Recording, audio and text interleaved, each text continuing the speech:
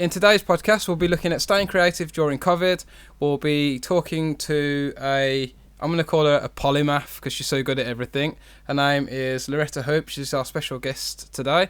And we'll also be looking at some model tips for photographers and a little bit about maximising social media.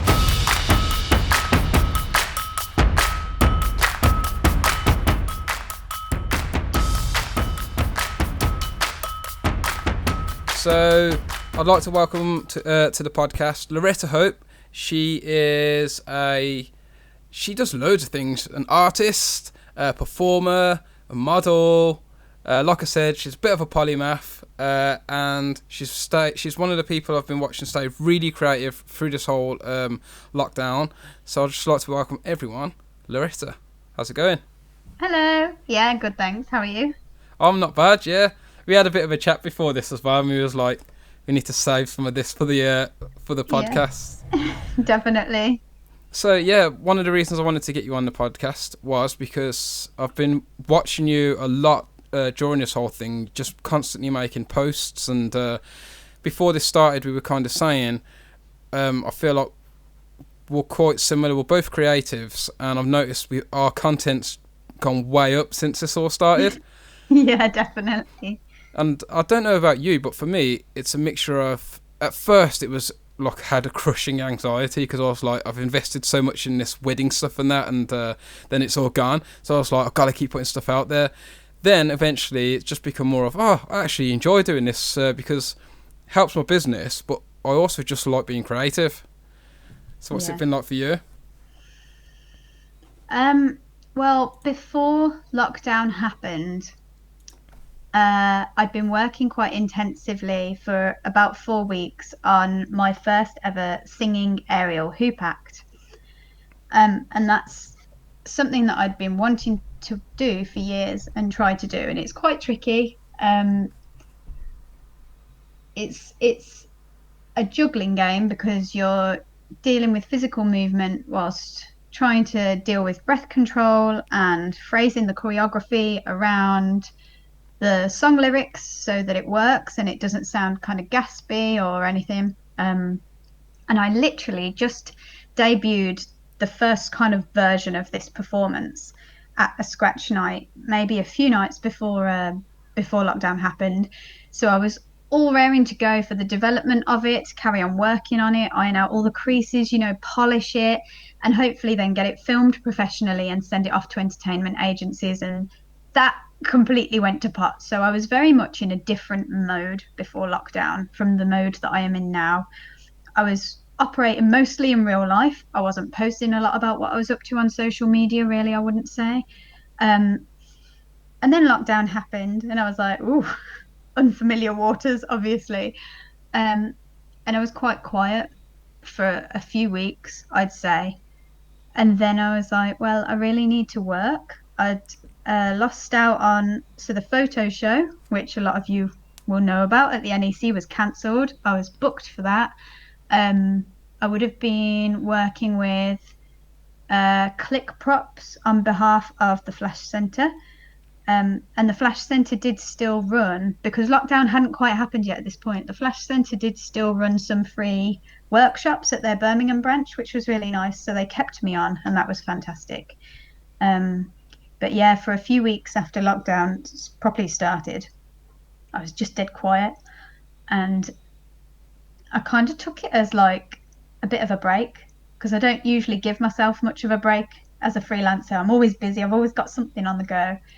And then after about 2 weeks, I started to throw myself into different creative things, which I'm sure we'll end up talking about in a bit. Well, yeah, I mean, your story is so similar to mine.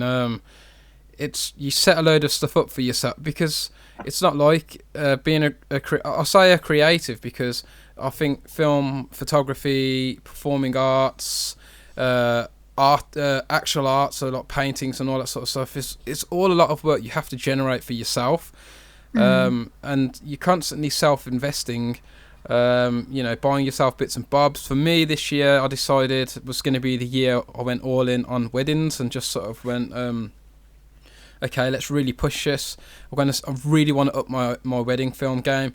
So got planned to go to a load of wedding fairs and all sorts of stuff. Brought loads. I spent quite a bit, like a fair amount of money on all this I know, material. I listened to your other episode and Yeah. I feel so bad hearing you talk about it. So but it's one of those things. Everyone's in the same boat. But for me, I don't like to sit still.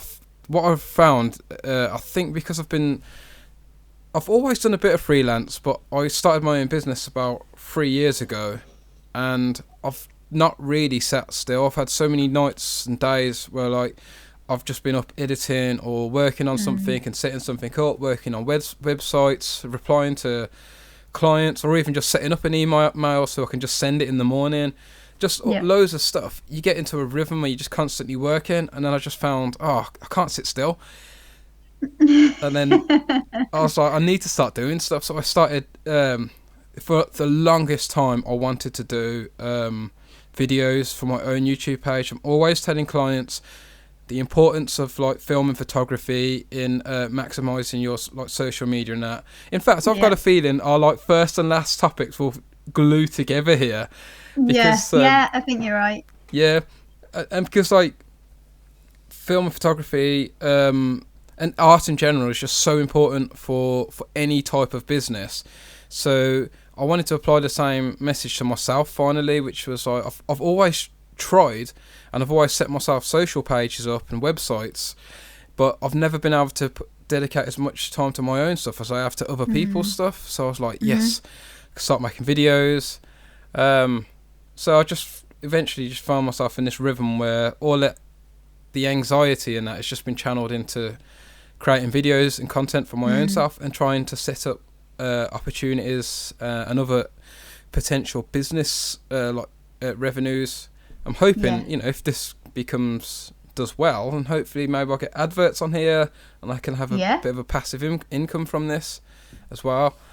And I'm guessing it's the same for you because you've got so many things going on. You've got those really cool t-shirts, like the really cute animals. I really like them, such cool designs. So what do you do then? What's your process? Do you sort of see an opportunity or do you go from like I just want to try this and see if it does well? Well, I think something that I've really begun to acknowledge over the last few months, and this is going back to about January, is I became aware that I can often be very result driven rather than just enjoying the process. So when I have creative ideas, I often envisage the end product already at a very early stage.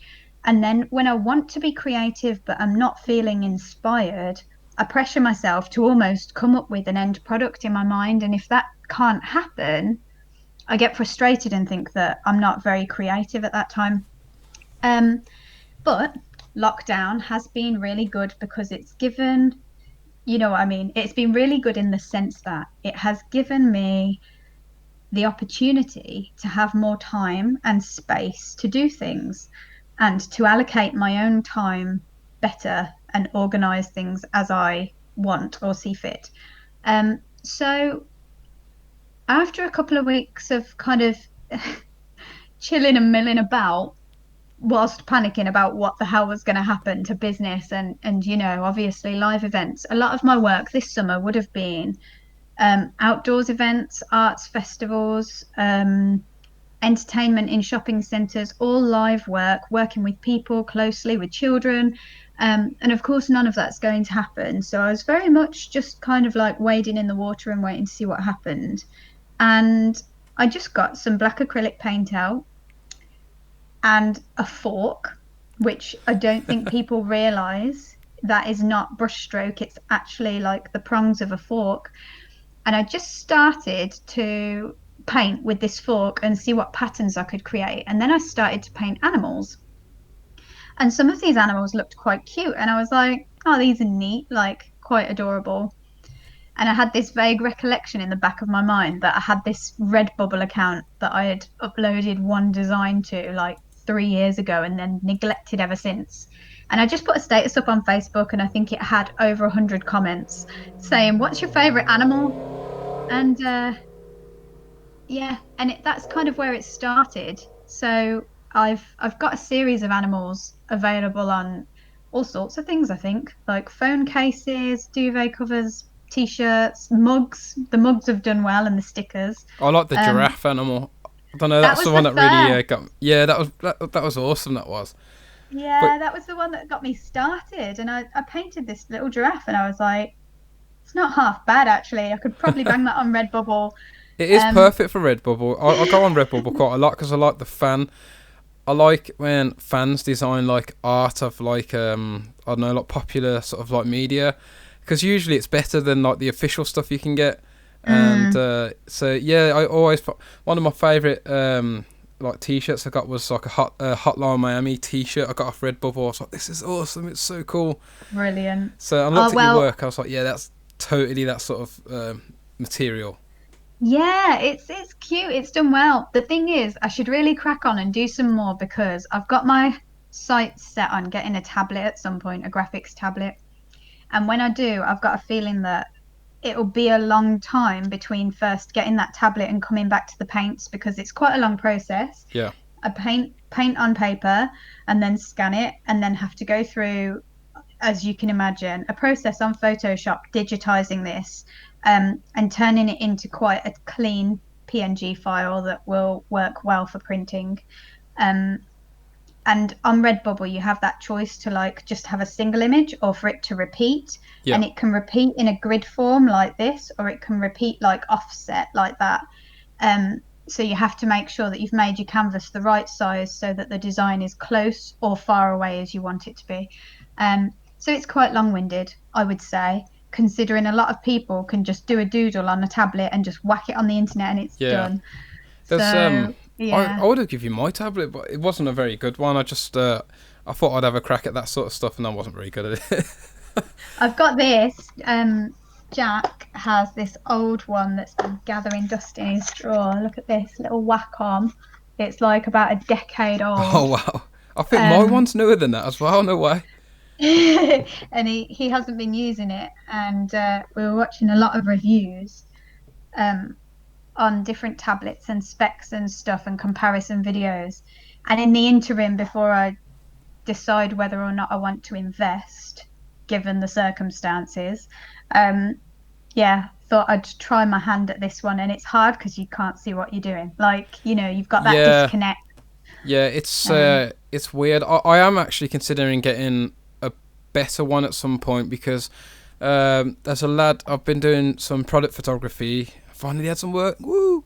I've been doing some. Yes! About Go, time. Luke! I was doing some like product photography, and the dude is a really, really good photographer. And I was like, how do you want me to edit these? And he was like, oh, just like this. And I seen he had this tablet, and I was like, man, I have to do all that by mouse and keyboard. He was like, nah, this is way easier. Watching him use it, he's such a good, photographer and photo editor as well. Yeah. And I was like, okay. Watching him use it makes sense to me now because I can see, like, before I just brought it because I just thought, this might be cool. I can draw, and no. What you need to make sure the tool you're getting is like suitable for purpose, which is why always buying cheap isn't always, what's that saying? Buy cheap, buy twice. Oh, yeah, I think so. Yeah, I think So you're true. right. But having said that, like talking about tech, what we have been looking at is the difference between the Wacom Cintiq Pro range, which is, we're talking 3 grand for a 16 inch, or, What? yeah, yeah, yeah. Because until recently, and I think maybe in the last year or so, they offered a certain aspect of the product technology that nobody else had and nobody else was offering. So you can kind of understand, them being able to price, but they're missing audience, obviously. Yeah. And some other companies have come in. Huion's come in, XP Pen, I think it's called, has come in, and they're offering the same. So the Cintiq Pro range, unlike that one that I just had, it's got a screen that you Yeah. are actually drawing on, and they call it laminated screen, where the distance between what your pen's making contact with and the canvas in the image is reduced. So it means that you lose that parallax and it's a lot more accurate and there seems to be less lag and That's so a lot on. nicer. I would have It's a also lot, liked yeah, if they had like a texture to it, because one thing I love about doodling on a piece of paper is it's a tactile thing. It's the same reason yeah, I like reading books, and I've got a what do you call it, a Kindle, which I could probably hold like 1,000 books on, but there's something tactile about flicking through the pages of a book, and it's the same with doodling. Like sometimes I just like to get a piece of paper out and just doodle a piece. I love drawing with pins for some reason, so I just yeah. like to do. So it'd be nice if they got something that could get that texture down as well.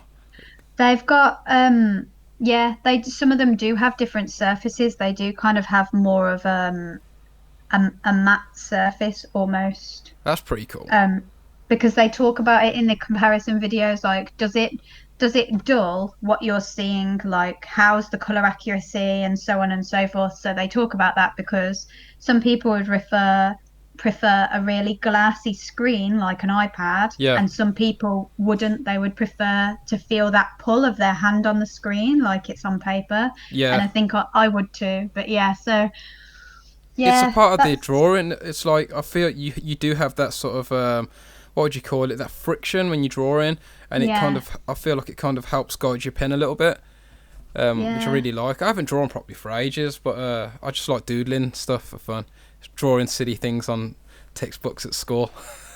I love it. So that's something else I've been doing in lockdown, starting from the 1st of May, which is the mermaid challenge. Do you know about it? Have you No, seen any of is my this like posts? planking and owling, but you have to pretend to No, be a mermaid? no, no. Okay, so the mermaid challenge, the official challenge, is run by a guy called Tom Bancroft.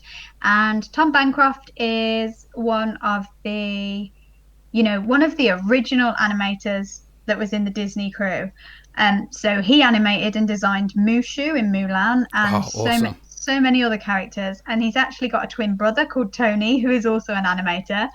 And Tony designed Pumbaa, and his handle on Instagram is the Pumbaa guy, which I love. But yeah, so Tom Bancroft runs this challenge called Mermaid, and you have to draw. Well, you don't have to, but it's a daily drawing challenge where you draw a mermaid a day. So I've been doing that. Did you watch Avatar: The Last Airbender? Yeah, it's awesome. No, Okay, hang on, the so cartoon. yeah, yeah, yeah, I was gonna say the cartoon is awesome. The film yeah. I wasn't love so it. good. So, oh no, I haven't seen that. No, I couldn't spoil it for myself. I haven't seen it yet. But the other day I drew Azula. So there she is as a mermaid Oh, that's awesome. If you've in got drops, crazy kill everybody lightning mode. it's a bit So that's pixelated on it. If you send me the picture, what I'll do is I'll put it on, because goes onto YouTube as well as Spotify. cool. So I'll Yeah, put it up so everyone can see it. amazing. Thank you. Oh, I also did so that was for the prompt Wrath, because when she's like crazy and she just wants to kill everybody. Yeah. And then there was a prompt Star Wars on May the 4th, obviously. So I did. Do you watch Clone Wars? Oh, I've got to catch up. I do like it, but I've fallen so far behind. That's all right. But you'll know who the character is. That's cool. Oh, gosh. Ahsoka! Oh, no way. There's a mermaid. You're such a really good artist. Thanks. You I are. just thought, I love art so much, and I often don't find the time to draw when I'm too busy running around training and going to rehearsals and traveling for gigs and filming and whatnot. And I just thought I always crave this quiet time, so I should Yeah. really make use of it. So, been cracking away at that. Incidentally, you can win a Wacom doing this Cool. challenge. I seriously doubt I will, but that is one of the perks of entering these drawings on Instagram. I never If win you anything. The last person who was on here beat me out at competition. I know. I've been I know. entering all She won- kinds of things. I've been she entering won all an kinds of A7, entries. didn't she? Yeah, she won Sony A7. Oh, Awesome, awesome camera. Yeah, that frustrated me. Do you know what was funny about that? Actually, we didn't say it in the episode. It was like me and her looked at each other at the start of the day, and I said, and I don't know, we just sort of went, one of us is going to win it, and it's going to be. I said it's going to be me, and she said it's going to be her. But there was about how many people? There was about 15 to 20 other Jessup's Academy store trainers there as well. So I got runner up, and she won. So I was like, not bad, not bad. So close, yeah. You know what's super annoying? They had this guy modelling there, and I was like, I'm going to step this up a bit. So they had these lights, and I was the first person to go up and change the gels in the lights. So I had like a red and blue gel, so it's a really cool photo. But like an idiot, I didn't take the gels back out again. So everyone after me just copied my photo, and I was like, "You're joking?" I was like, "Come on, seriously." Yeah. Do you know what? I've had that in workshops. Oh, it's so frustrating. It's like, what? Come on, be original. If I knew how to use that camera a bit better as well, I probably could have got an even cooler shot.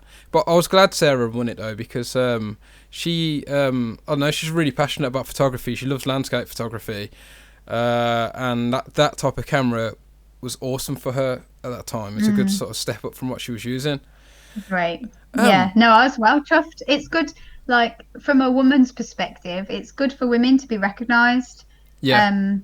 Especially when it comes to a trade that is tech-based, you know? Yeah, like photography obviously feels like the process used to be a lot more hands-on in terms of getting it right in camera, and now it is all settings and lighting and sync speed and, you know, and it's nice. It's nice for women to be recognised, definitely. I was well chuffed. I was gutted for you when I listened to the episode, but I was kind of chuffed at the same time. That's all right. I like it. I like a bit of competition. It's good. I've entered a photo into landscape photographer of the year, but I only found out about it when it was too late, basically. And I rushed my photo in and put a spelling mistake in the title, and I was like, no. Oh no. But we'll see. It's not judged on it's not judged on spelling. It's judged on photos. Yeah, of course. Your photo was technically the best photo there was, Luke, but this spelling mistake, never enter it again. If you're getting married this year, the chances are you've had to put your plans on hold. And though I can't rewrite 2020 for you, what I would like to do is offer you £150 off our Elegance package. Elegance is our flagship wedding film package, and it comes with 2 videographers with over 10 years of photo and videography experience. The package comes with a complimentary consultation to discuss your wedding day and make sure everything is tailored to you. Your film will come on USB and DVD, and the DVD will come in a handmade wooden DVD box with custom engraved names. On the USB drive, you will find a cinematic highlight reel that you can share with friends and family across social media. On the DVD, you will find a 40 to 50 minute feature length cut of your whole day. Your wedding day means a lot to us, and we put in extra effort to make sure every time you view your film, it always feels magical. This offer is available for 1 month only and finishes on the 20th of June 2020. If you'd like to know more about this package, you can check out www.figmentofilms.com/packages. You can also find examples of our films and testimonials from people who have used our services. If you'd like to contact me, you can email me at lukebrown@figmentofilms.com. Make sure you email me as soon as possible for £150 off our flagship wedding film package. T's and C's apply. Please contact us for more details.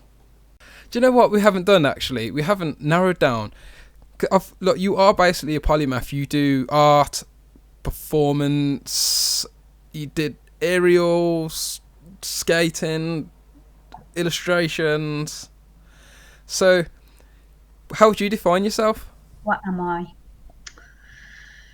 I always struggle with this. Like, I've been on so many different things, like seminars, workshops, you know, creative meetups, and it always turns into a topic like, what's your elevator pitch, what's your, you know, one-liner about yourself. And mine ends up being, I define maybe 2 things, and then I kind of go, but I do a bit of everything, really. And that just is a conversation starter in itself, because people go, what do you mean you do everything? And I'm like, well, it's hard to explain, and it's quite a list, and it sounds very unrealistic. I feel like the more things you have to mention that you can do, the less people are likely to believe you. So it always makes me feel a bit weird. So I often just go with the first couple of things that I've done recently, if that makes sense.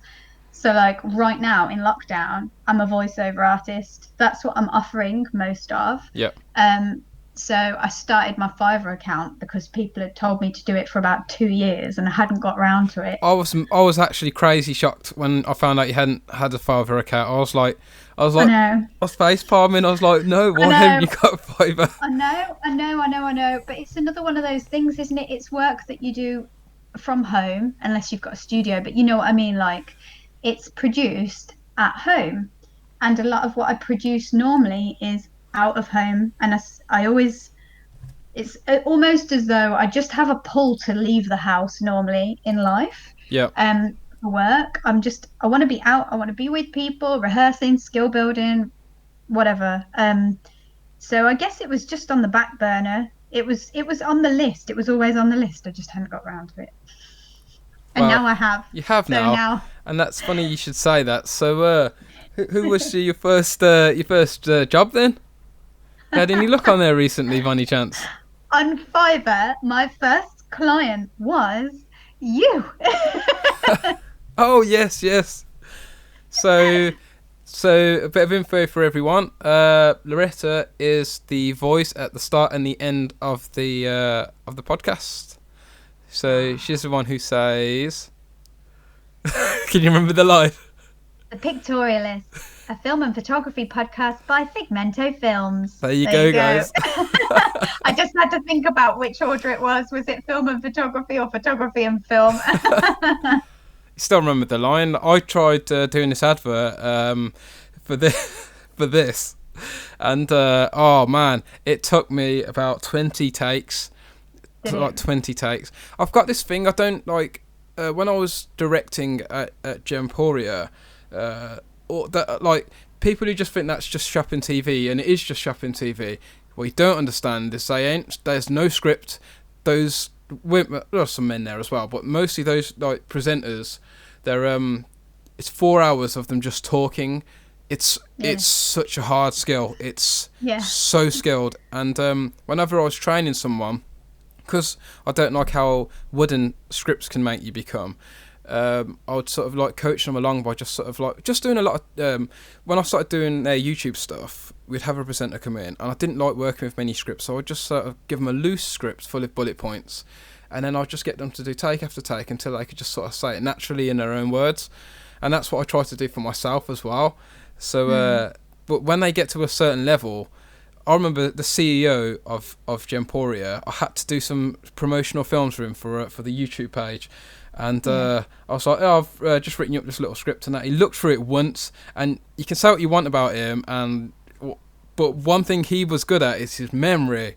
He just stood there, one take, he filmed every single promotion thing I had written for him, every single one in one take, and I was like, what? And he was like, yeah, I'm done. I was like, what the hell? I'm not at that level yet. It's hard. I think it's really hard, definitely.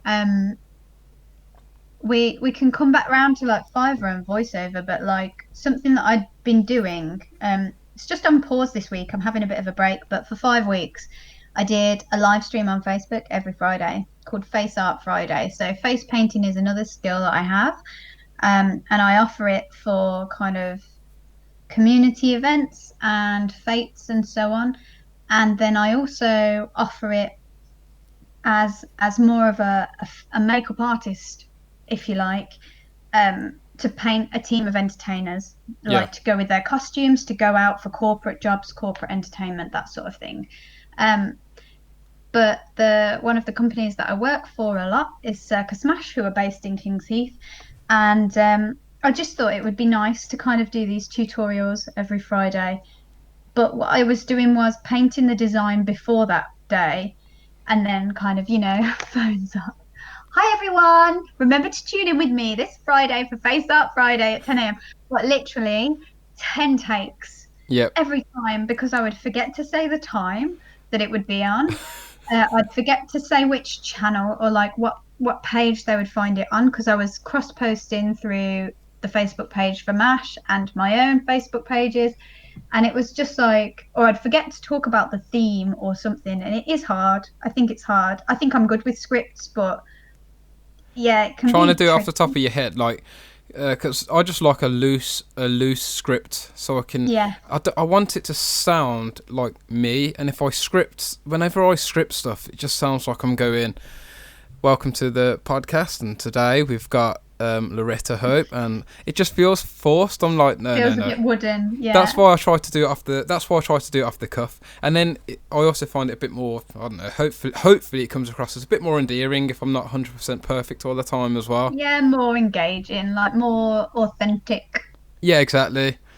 So you've got Fiverr, and you're doing your face paint. You also did bump art. Is that what it's called? You're painting baby bumps. Baby bump. Yeah. Yeah, baby bump. Maternity painting. Um, yeah, I can come up with like a bespoke art design for pregnant women. This concept came over from America, I believe, because a lot of people in the UK find it really bizarre. And to be honest, I do too. But it's a really enjoyable experience. They look really Um, good. It does not surprise me that you come from America either. I know, they're crazy. I love America. Yeah. So it's really nice. It's like so the mum to be gets to just chill out on the day and get painted. The babies usually respond as well. They can feel it, like Oh wow. it tickles them, and they're often a lot more active than usual at that time of day. So it's really interesting to experience that with these mums. I had to cancel one actually because I had a woman inquiring just as lockdown was kind of happening, and she wasn't that far off her due date, maybe a few weeks, and I just had to cut the comms short and Yeah. say, I'm looking at what the advice is, and I really don't think it's a sensible idea for me to come to you. I think it was when the first article hit the papers about an unborn baby contracting COVID, and I was Yeah. like, absolutely not coming near you for your own benefit. Like, I'm Yeah. so sorry, please understand. And she was fine about it. Um, Hopefully that baby made it into the world okay. I need to get in touch and just check in on her and see how things are. That was a Um, similar experience with me. One of the people who I met at the wedding fair, the person who was hosting, she's really nice. I actually filmed the wedding for her as well. We was talking mm, about because she's going to set up a venue to host like weddings and stuff. That was another. Do you know when I facepalmed you not having Fiverr? I spoke to her. I facepalmed her not doing that because I was like, you're in like a pub in like in Tewkesbury, which is famous for the archers, I believe, down the road from a church, a really nice church, and you own a pub and you've not. It's not just it's a I don't know how many hundreds of years old it is, but it's like a traditional sort of building. yeah. People can stop over there, and I was like, "You only just thought of doing this." So we got talking, and we was like, "We'll have a meeting next week," and then next week didn't come because of she was pregnant, and this has happened. Mm, Such a pain. wild. It is wild, Yeah. It's but so strange. it is strange. I mean, how are you coping? Because I when I was younger, I was I'd probably quite an introvert, especially through my teens and that. I got used to just being very chilled out by myself and that, but so I just Mm. presumed, I'll be fine. But actually, I found myself getting a lot more stressed than I thought I would. And I was just like, some of it's to do with work, but some of it's just to be like, it's not like you're locked down, you can't go to work, but you can do what you want. It's like, no, you're locked down. You really can't go far from your house, and Yeah, you're only yeah. It's allowed not out so like, long. yeah, I know what you mean. It's not like annual leave from a normal job, is it? Where you can just go to the cinema and go here, go there, blah, blah, blah. Um, I mean, so you know this about me already. I've had my own chapter of isolation before between two spinal surgeries that I had. So in the sense of not seeing people, I've handled it in a very okay way. Yeah, Um, my previous isolation, I saw my best friend quite a bit, but she went on tour for a job. And obviously you just keep in touch with people by message or by phone. Um, but it was different being sick when everyone else was going about their normal life, you know? yeah, Because often you'd think that they would, but often people don't make the effort because they forget, because they're caught up in their bubble. They're very, very busy. yeah, And contrastingly, you're not. So you very much feel I felt very alienated from a lot of my friends, whereas now it's like everyone's in it together. People, certainly in the first month, all made the effort to stay in touch very tightly. Yeah. And then it's loosened naturally as people have become more busy or had different things to deal with, understandably. But we're all kind of roughly in the same boat. Yeah. So, yeah, I've handled it fine. On a personal level, quite chilled out and enjoying like the creative time at home. More stressed though than I've ever been when in a supermarket, definitely. Like, but that's because our Tesco brought in like a one-way system that nobody That no one follows. listens to. Yeah. No, there are massive arrows on the floor. I was halfway up the aisle going the wrong way when I realized, because they hadn't signed, like, they hadn't advertised this system very well. Yeah. And I was like, I'm breaking a rule. That's where. Like, and then Yeah. I realized no one else cared, and this one guy as well came and reached right past me, Yeah. like my head was there, and I was like, "Get out of my personal space! Oh my god!" It's one of the things that's given me a lot of stress. I don't tend to get angry. What makes me more angry than anything else is two things. It's when something doesn't work when it's supposed to work, and the second one is just bad manners. And Yeah. like, I was out yesterday, and a guy and his girlfriend. I was like walking one side of the path, but they wouldn't move over to the other side at all. So they just walked right past me, almost touching shoulders. And I'm just like, part of me wants to stop and just say, like, what are you doing? Like, Yeah. you don't. I always kick myself because I know if I stop, I'd get angry and we'd have an altercation and we'd be like, oh, shouting, and then you'd feel stupid. But I also feel like I've backed down if I haven't said anything, which also makes me feel stupid. I can completely relate, and the only way, so far, the only solution I personally have found in my area is to change when I walk. So, if I do not get up early enough to walk at 8 o'clock in the morning, Yeah. then I don't walk until 8 o'clock at night, Yeah. because I know I've checked now, it's just so quiet. You pass the odd person, but that person has made the same decision and moves across from you, like you Yeah, it's an both make understanding way. there. Yeah, whereas it seems like there's like idiot period of the day, which Yeah, is like between absolutely. 9:30 and about 7 p.m. Yeah. where people walk in a four of like friends and they're all shoulder to It's shoulder. so obnoxious. I know. God. Let's not. I'm Let's move getting on to something more frustrated positive. talking about it. I know. So obviously we're both passionate about this whole COVID thing. And I think, it's very easy to go down the rabbit hole on all of that. But I think we should probably bring it back in a bit more towards how we've managed to make the best of a bad situation. Because I think we've already talked about being like creative and the importance of being creative for us, which I think for us, for me in a way, it's proved that I'm just a creative at heart. I have to be working on something. And from you, I can just... I presume that's definitely. the same for you as well. Yeah, it's a part of who you are. Yeah, definitely. I still like. I went through a period where I even struggled to get to sleep at night because my mind would just be racing, and it was quite a big chapter of my life. And it was like an ongoing issue. My mind would just be constantly racing with what I wanted to do, how to develop this creative project, whatever it was, who I wanted to contact about it, get feedback from this person, get inspiration from that person. And I'm luckily at a stage where I can disconnect and put it to bed when I go to bed, and I can just go, done. But I do wake up thinking about it. What's today? How am I going to begin today? Today was what did I start with today? Some new crazy sort of hobby that like something completely random as well, like no, so poetry. So it's a bit different. It's not something I've mentioned so far in this podcast. Poetry is something that I used to absolutely adore in school. I got on with poetry really well, and we didn't really do a lot of it in English. But when we did, I used to kind of tend to stand out, and the teachers would be like, oh, will you read it in assembly to the whole school or to the year group? And I'd be like, oh, because I used to get terrible stage fright. So it's something I really enjoyed was the process of making the poem, not the performance side of it at the time. Um, and then it's something that I've kind of like dropped.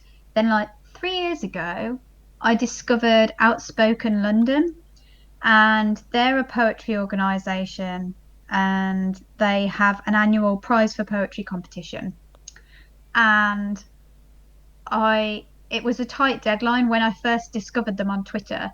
The deadline for the project was 2 weeks later, and it didn't bother me that I hadn't written any poetry since school. I was like, I'm entering, I'm going to do it. And I just, against all these people that write on a daily basis, and they have this daily practice where they really work at it. And I put together this poem. I don't know, have you ever seen the video? It's called Barbarous. Is that a cinematic thing you did on your YouTube page? Yeah, that's really cool, that was. I got Jack to film for it. And so I entered it into the film category. So there are different categories. There's page poetry, so you just submit the text. I can't remember what the second category is. Maybe live performance, so a video of you performing your piece live, and then the film poem, which is a more cinematic experience. And I wrote this poem, Barbarous, about homelessness in Birmingham, and incredibly, it got longlisted in its category, and I was both in absolute awe and over the moon, and then at the same time felt like a complete fraud, because I was like, who am I? Just popping up off imposter Twitter. syndrome. Yeah. Like, I've just popped up on Twitter, found Outspoken, entered the competition at very short notice, and got longlisted. Like, I don't even write as a practice. Then I it didn't go any further than being longlisted, but it encouraged me enough to try to write a couple more poems, and they didn't go well because I didn't have that practice, and I didn't know how to push through when I was struggling to get things together in poetry. So it fizzled. And then I'm part of this cohort called BAIT, which is Birmingham Artivists in Training, which is run by Beat Freaks in Birmingham. And this was something that I started in February this year. And a lot of those people are poets, and a lot of the people who run and mentor and lead these sessions are poetry orientated. So I've picked up a lot of skills. So today I filmed a poem that I wrote last night just on my phone, and I submitted it to a friend who runs this event called Drinks and Jams on a Thursday night, and it's usually at a venue, which obviously it's not right now.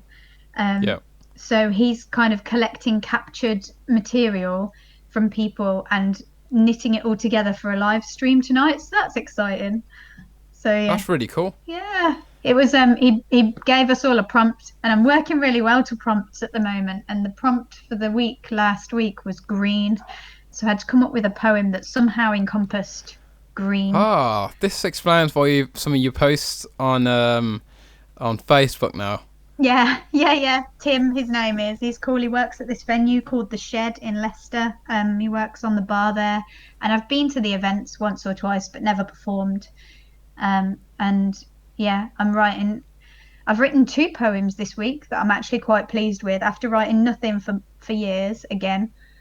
And the other poem is about how, a bit of a controversial topic really, considering this podcast, but it's about how male photographers treat models.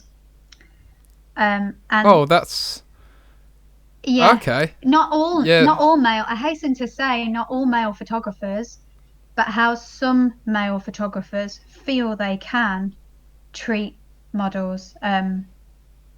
Not the likes of you, Luke. I've worked with you, and I know that you're nothing like the kind of people that I'm highlighting. But this I did another podcast where we talked a lot about models and photographers and photography industry from a model's perspective, and this one topic came up about things that male photographers had said to us, and it was quite shocking. And I thought, I think I need to produce some work about this, something to express how it makes me feel. So that's something that I'm working on at the moment. And I think I've, there will be poetry and self-shot photography, and I don't really know what else, wherever the wind takes me. I haven't decided yet. it's took me back because I think it's really interesting because you've made my brain go, oh, there's loads I want to talk about there. There's so much. Maybe another But time in a year. yeah, but what I would like to touch upon though is um, some like model tips for photographers because I do see that I've seen a lot of friends. I've actually seen male photographers who have had not from it hasn't it's been at the hands of other no it's been male models at the hands of photographers. Yeah. The photographer, I ain't going to call out any names, but the photographer was a dude as well. I'm guessing there probably are some women who misbehave as well. I wanted to just dig it into just sort of some general sort of like tips of like Etiquette. courtesy Yeah. and ethics and etiquette for like models and photographers, because I think that's really, really important. Yeah, I think so. This was what we spoke about on in depth on this other podcast, and I think that mutual respect is a huge one. And for the people who already give that respect and assume that that respect is unsaid, it's almost like a no-brainer, you know? Yeah. And for the other sector of people, it seems less obvious and they probably won't take it on board. So it always feels like a bit of a moot point, you know, to mention. Yeah. But obviously, mutual respect is like, it should be a foundation of life, I think. Yeah. And I think that if you're working with a model or going to work with a model, you have to remember that they are a human being. They have thoughts, feelings, and they're not just a mannequin. And whatever you are going to create, hopefully, is a collaboration. It's a team effort. It's not the model show, and the model needs to know that. And it's not the photographer show, and the photographer needs to know that. And depending on the brief, you know, but if we're talking about photography enthusiasts, hobbyists, or semi-pros, then that very much is where I think it's at. If obviously you are shooting commercially or for a corporate brief, then there are certain things that you will be following or aiming for or going in the direction of. And in that case, the photographer may seem more important in the team, or the model may seem more important in the team. But regardless, I don't really think that there needs to be a hierarchy established there if everybody just respects one another, you know? Exactly. I think some tips I would give is number one, I would say communication is key. Absolutely. Always communicate with your model, and likewise as well. It's really important, I think, for photographers and models to always see eye to eye. So for a photographer, I would say make sure your model knows what kind of experience you have, what you have in store, because if you spring something completely unexpected on the model, that's completely unfair and unprofessional. So I always say, you know, I'm going to go out, we're going to take some photos, I don't know, we're going to take some natural photos in the woods, and we're going to do it like this, and it's inspired by this, and I talk to them in depth. I don't do a lot of like model photography, but I do a lot of like portrait. I do a lot of like product photography and corporate photography. Rules apply. You know, you can't just go into a corporate building and just be like, oh, that's cool, that's a really cool product, I'm just going to take a photo. Got to let them know in as much detail as you can what your ideas are, and if they have ideas. And my other tip would be for the model is to be honest about what your experience is and what you were comfortable doing as well. Yeah, absolutely. I think that from a model's perspective, it is if it was a model approaching a photographer for photos, for collaboration or otherwise, so well, either party going either way with the first communication, say what you've done, whether that's something, everything, or nothing, say what you would like to produce, what your goal is, and why, what the use of images is, whether that's a model saying, I would like images for a portfolio, or a photographer saying, and I've had this, what I really want is a model who has their own wedding dress, and I want to shoot you, and I want you to be the face of my wedding services for photography. Yeah. Make it really clear what the usage of the images is. Yes. If you are dealing with a novice model, they may well be happy to shoot anything just for portfolio, because it will benefit them. If they are very experienced, then they will have rates according to the usage of photography. And that's really important. And I always think it's really good etiquette to include a link to your work. Yes, and 100%. It sounds so silly. And if you don't have a website, perhaps, and I don't really use these sorts of sites very much. I've got profiles, but they're inactive. Perhaps a Model Mayhem profile, or I mean, there's Purpleport as well. I know a lot of people use. I really don't. There used to be Flickr, of course. Or even a Facebook album will do, or an Instagram. You know, show. Yeah, there's people, so many options now. Show somebody what it is that you've got in your portfolio. And if I'm approaching a photographer that does, what could I give? Really good. Maybe they're really, really fantastic at artistic lighting for portraits, and I want to go ethereal. I would send my portfolio and I'd say, I don't have a lot of ethereal work, but that's what I really want, something dreamy. So here's what I have got. And here are some inspiration pictures of the kind of thing I'd love to produce with you if you're interested. So I think inspiration pictures are always a really fantastic idea. Yes.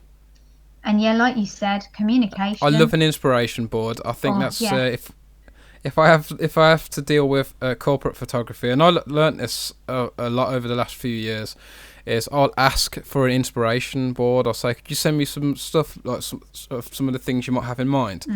Because it's really hard to convey an idea, but obviously a picture says 1,000 words. It's corny, but it's true. Oh, it's so true. And establish boundaries and respect boundaries and be honest. When Loretta helped me out on that candle advert a few years back, and I had no budget. Like, I was doing that for free for her. And I just said to you, I've got no money to pay you. Yeah. And you was cool about that. I was completely open about sort of like what I could do. This is a big thing. So the position I was in, if it had just been stills photography, I might have thought twice. The position I was in was I had a really strong portfolio of stills, but I was really hoping to be building material for a showreel. Certainly, because I don't know if it was before. I think it was before I had commercial representation, which I do now, and that showreel is essential really for commercial rep. So I was very keen to get on board. I always love it. I saw a post yesterday or the day before from a guy that does film, and he was like on Facebook, I'm looking to really expand my list. I don't have many of sound ops, cameramen, actors, actresses, and he has a really well-paid normal job. So he was like, you will be getting paid something because I'm inexperienced and I don't think that I can give you exposure. So I'm not going to sell it to you that way. Like, don't try and sell people exposure. Just don't do it. It's better if you just leave it out of the conversation entirely. Like, if they're going to get exposure, it's really insulting. It happened to me recently. It happens to me continuously. Any creatives, because this is a film and photography podcast, but we do have an emphasis on business. And one niche I am trying to fill a little bit of is not just trying to help fellow creatives. It's also to try and help fellow people, people who are going to use those services. One giant overall tip I could give is don't go to it's really patronising to say to someone, it will help with your exposure. It happened recently by someone who I've worked for companies who could like sit on him and crush him, and I'm just like, I don't need your exposure. I was liking everything you were saying up until you said it'd be good for your exposure. It's like, no. I think, yeah, absolutely. Ultimately, if you're saying that, you're really highlighting that you need something from somebody and you're Yeah, trying to tell them why they should be on board. And yeah, and you don't need to do that because if it's of interest or benefit to them, they will be on board anyway. Like, you exactly. don't need to promise exposure, it's unnecessary. If there is exposure and it helps, great, that's a bonus. Yeah, If there is no exposure and it doesn't benefit that person whatsoever, but for example, with yeah, the Bounty Candles ad we did, um, I had the material, I was able to use that for my show reel. So yeah, there's my benefit. And I know you, so I'm more yeah. inclined to, collaborate because you're not just a stranger out of the blue. I had No. somebody ask me, it was wild, contacted me by my Facebook page. Do you have a wedding dress? Yes, I do. And do you do bridal photography? Yes, I do.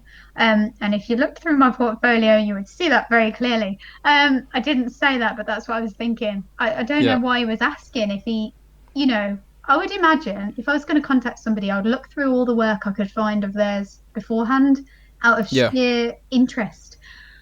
And then he said, "Can you be the face? I want to do a shoot with you then if you've got the dress." And literally that scenario I posed earlier was a real thing. I'd like you to be the face of my wedding photography services. yeah, And I said, well, what's your budget? Because I could tell which way it was going. I didn't need to give rates, so I asked what his budget was. And he said, oh, I wanted to do it on a collaborative basis. And I was like, well, mm, you want me to give my time free to advertise a service that you are going to charge, hopefully, a reasonable fee for. yeah, Because if you're in the wedding business, you should be charging a reasonable fee for it because it's a tough job. yeah. Um, but you want me to do that To do all free that for free. Yeah, and do my own it's hair and makeup and bring a dress that I've yeah. purchased. It riles me up. I mean, just to roll back a bit. Sorry if that sounded like a bit arrogant when I said like companies would sit on them and crush them. It's just that it riles me up. So it makes me so angry because I'm really working I'm working my butt off. Yeah. And I've spent years with these skills, and you've spent years with your skills and stuff, and you've done all this kind of work. You've already got all this sort of stuff in place. What you actually need is you need to pay bills. Of course. You need to put money towards your savings. Yeah. Exposure isn't going to get you some nice shopping from, Yeah, and isn't going to fill your shopping basket up. Absolutely. And if I think it's worth mentioning at this point that there are some big companies out there that try to get something for nothing. Oh man. Yep. And Coca-Cola a few years ago tried to cast for acrobats and gymnastics for an advert. Yep. They weren't paying, or they were proposing that they were proposing it was beneficial for these performers to do it without fees. I don't know if that went ahead or if Equity threw a wobbler about it. I think the latter definitely happened, but I don't know whether the shoot went ahead with no fee. And Britain's Got Talent have contacted a hell of a lot of people that I know that do different circus skills. And this is a sneaky one because they want them to audition, but they want them to audition so that they have the footage and they can use it for the actual broadcasted advert. And so this whole exposure thing happens big and small, and it's a big issue. And I think that honesty is key. Like, I love to shoot stills with people. As a model that's worked for 10 years, I don't tend to approach photographers that are going to charge me. I'll approach photographers and say, this is what I look like. This is what I'd love to shoot. Does it benefit you? If it doesn't, then say, and we won't do it. It's as simple as that. And also people flow and ebb. Like, I have periods where I'm so busy, also desperately quiet, that I don't take unpaid collaborations. And then sometimes I do. And it just depends on the brief. Yeah, there's a lot of things you play by ear. So if there are any creative, for example, if there are any creatives out there who are like, you might be thinking now, well, okay then, and that means I can always say, I definitely want to be paid for this. Sometimes one of the best things I'm finding is you have to play certain things by ear, because sometimes if you can play the long game of certain things, it can work out really, really well. Doing a favour for someone can sometimes help build a relationship, which is good for like networking, and that's where exposure might be good. If you knew someone who worked for a big company, and what I try to do is say, okay, I'll do it, but as long as I can maybe flash my logo for a few seconds, so that there's a bit of something. If that can be quite useful. You have to play it by ear, but don't be afraid to say no as well. Yeah, don't be afraid to say no, and just keep it polite. Like, my response is I'm never up in arms or offended if somebody asks me to do something free, I'll give that wedding guy as an exception, because he seemed completely unaware that what he was actually asking for was a bit unreasonable. But if people are shooting something personal project, or they're trying to build in some way, and they could be a really, really successful photographer, for example, in one area, but want to collaborate in a different area for their own personal development. And I wouldn't look at that person and go, but you shoot for Mercedes, why haven't you got the money to pay me? Because it's a different realm completely. So I think it's just important to be polite always. Sometimes I'll just always be polite. I'll just say, I can't collaborate at this time, but possibly in the future, because it's silly to burn a bridge. You don't know what will come definitely. of it. For me, like, I obviously started my business, and I'm still really small business, especially with what's going on now.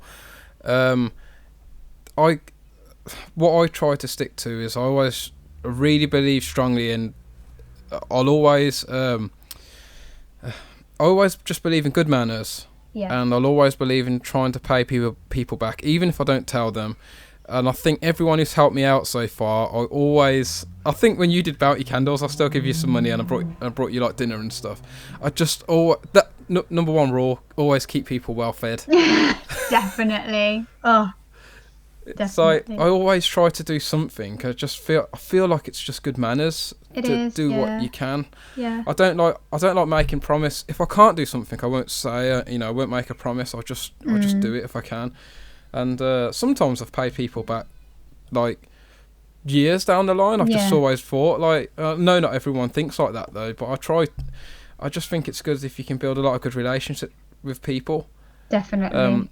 Like us, I think, like, you helped me with that Bounty Candles thing. And I just thought, at the moment I seen an opportunity where I was like, oh, she's doing this, I'll give her some money to do this. Voiceover, yeah.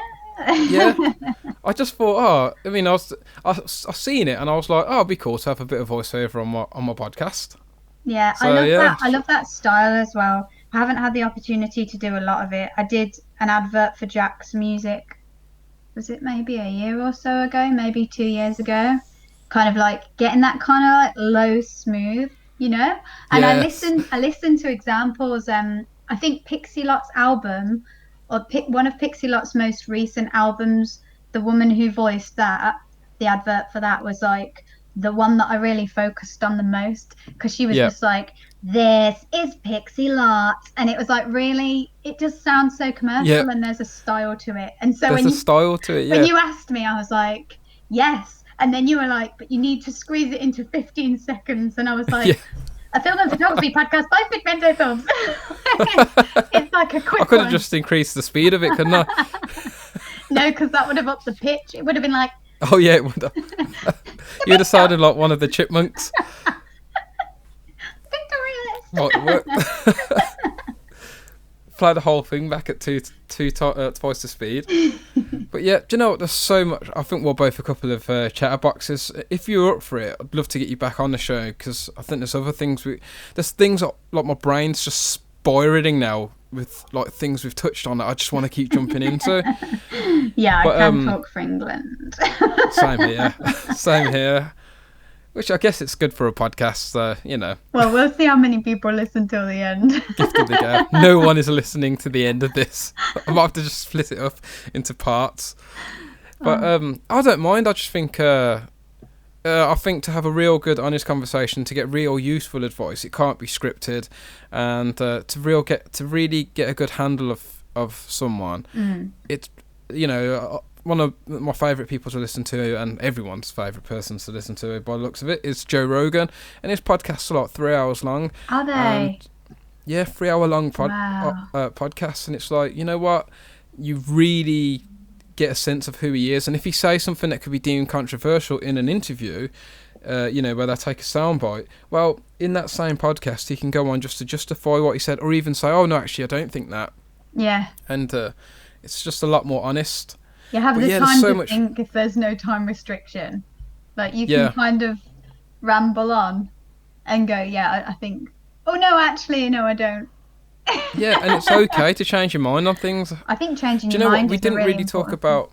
Yeah, sorry. I was just going to say we didn't really talk about the power of social media. So just before we sort of wrap this up, Oh, I would, yeah. just in summation, from everything we've talked about today, me and Loretta have stayed very creative. For fellow creatives out there, I encourage everyone to stay creative. And just to let everyone know, it is Mental Health Awareness Week as well. And just your creativity doesn't always have to revolve around working towards getting paid. If you're a creative at heart, you will find just being creative is really good for you.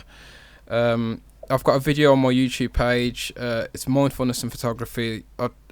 It was a difficult video for me to make because it's quite close to me, but I recommend checking it out.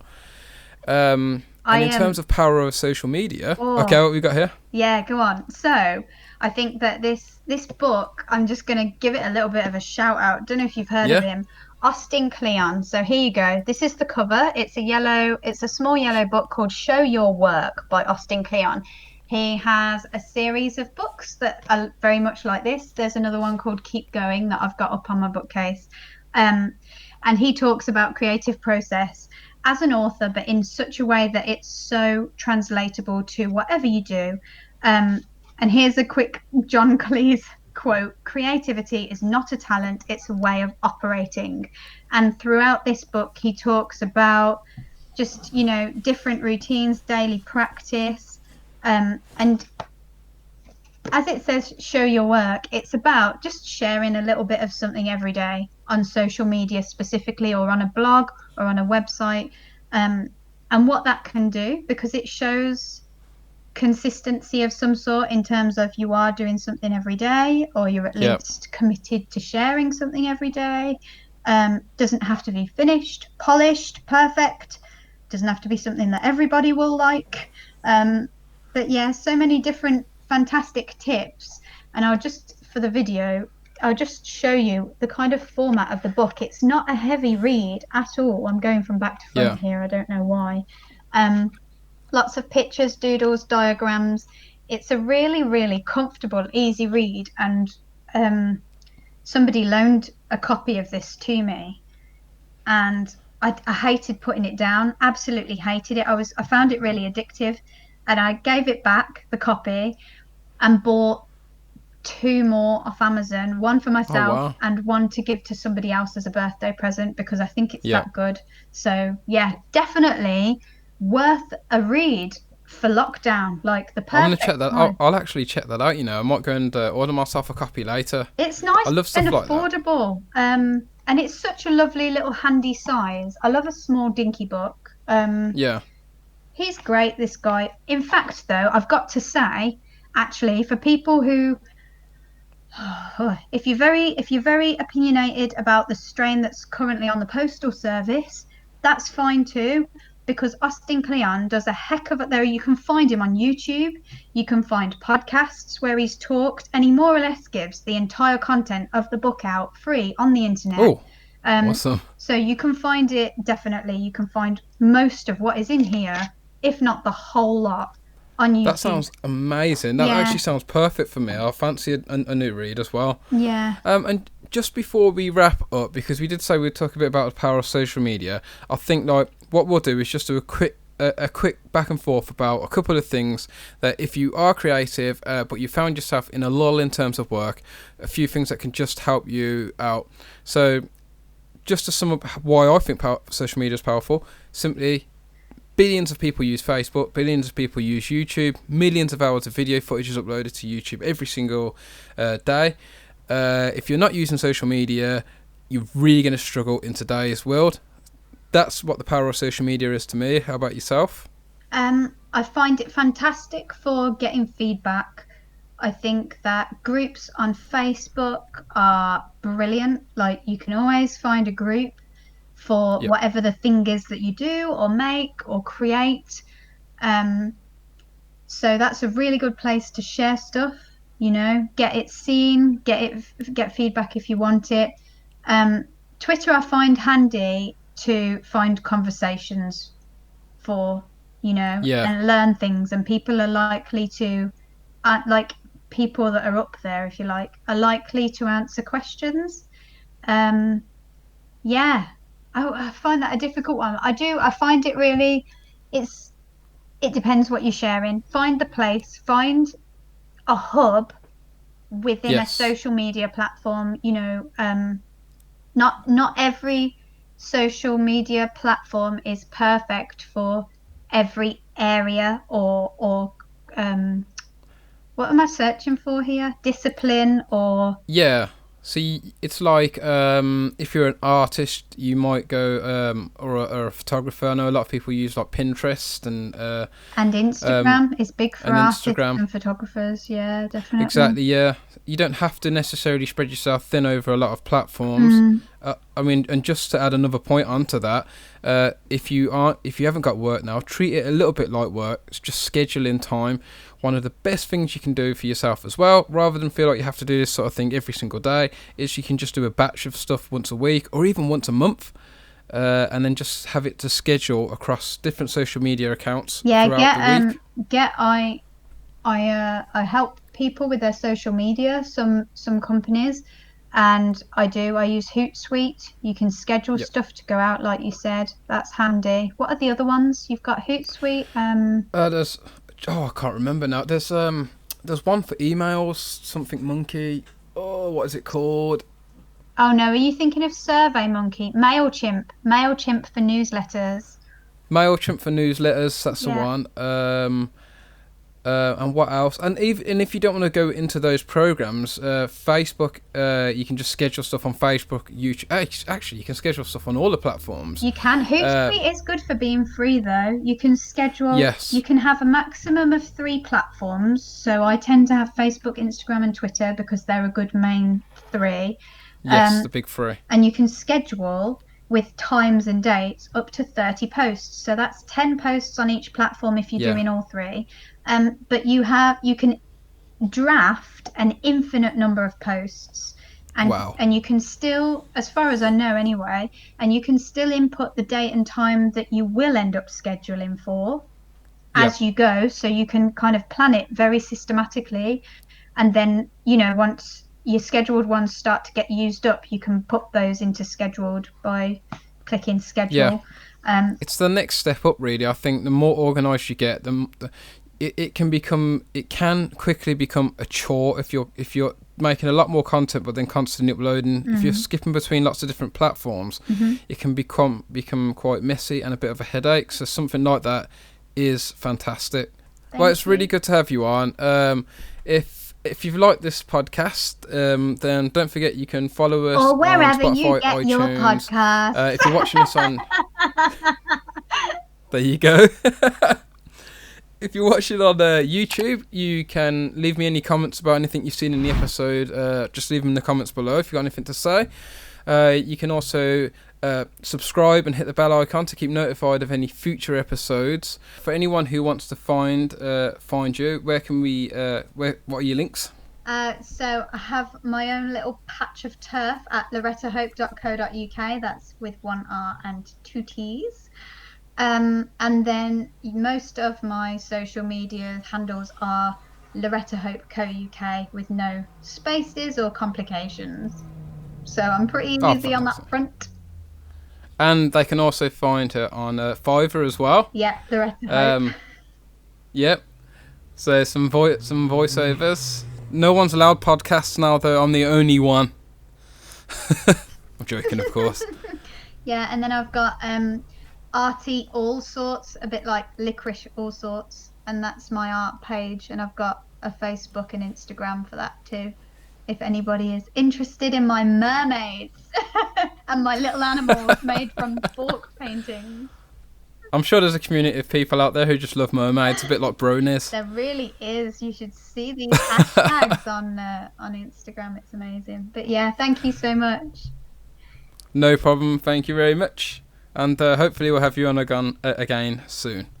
But that's going to be it for today, because this is a long episode, but it's been really, really good fun. And I hope to catch you all next time. Take it easy.